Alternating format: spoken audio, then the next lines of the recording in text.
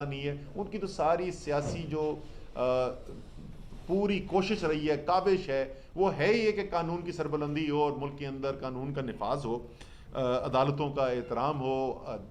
قانون کا، آئین کا احترام ہو۔ لیکن اس کے بعد کچھ ہوا، اور وہ کیا ہوا؟ وہ 3 نومبر کو عمران خان کے اوپر قاتلانہ حملہ ہوا، منظم سازش کے تحت کیا ہوا قاتلانہ حملہ ہوا۔ اس حملے کے ہونے سے پہلے خان صاحب کے پاس اندر سے معلومات آنی شروع ہوئیں کہ خطرہ ہے، اور اس کا ذکر انہوں نے نہ صرف ہم لوگوں سے کیا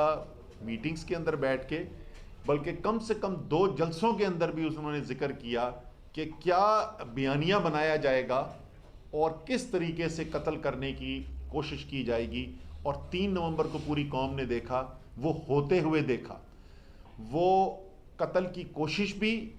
ہوتے ہوئے دیکھی، اور وہ بیانیہ بنانے کی کوشش بھی ہوتے ہوئے دیکھی کہ مذہبی جنون پسند تھا اور اس نے کر دیا۔ اسی طریقے سے آج بھی، اب بھی عمران خان صاحب کے پاس مصدقہ اطلاعات آ رہی ہیں کہ ان کی جان کو خطرہ ہے، دوبارہ قاتلانہ منصوبہ بنایا جا رہا ہے، اور ان میں سے کچھ اطلاعات کے مطابق یہ خطرہ جو ہے وہ خصوصی طور پر عدالتوں میں جس وقت وہ جائیں گے اور وہاں پر جو ان کے لیے سیکیورٹی کا مسئلہ پیدا ہوگا، اس کو استعمال کرتے ہوئے خدا نہ خواستہ یہ حملہ کیا جا سکتا ہے۔ یہ جس طریقے سے پہلے انہوں نے ان کے پاس معلومات آئیں، انہوں نے قوم کے سامنے رکھی اور وہ سچ ثابت ہوئیں، اس وقت ہم اسی صورتحال سے دوبارہ گزر رہے ہیں کہ پھر یہی صورتحال پیدا ہونے کا خدشہ ہے۔ اب ان کی کوشش کیا ہے؟ پرچے کاٹی چلے جاؤ، جیسے میں نے کہا کہ بار بار جو ہے مختلف عدالتوں کے اندر جانا پڑے گا، تو دونوں میں سے ایک کام ہوں گے، یا تو سیکیورٹی کے خدشات کی وجہ سے عمران خان نہیں جائیں گے عدالت، وہ نہیں جائیں گے تو قانون کا تقاضا جو ہے وہ پورا نہیں ہوگا، تو یا تو اس طریقے سے مشکلات پیدا ان کے لیے کی جائیں، یا اگر وہ جاتے ہیں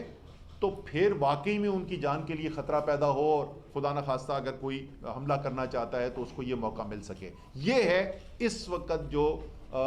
منصوبہ بندی کی جا رہی ہے، جو ساری کوشش کی جا رہی ہے، اور ایک چھوٹی سی چیز کہ وہ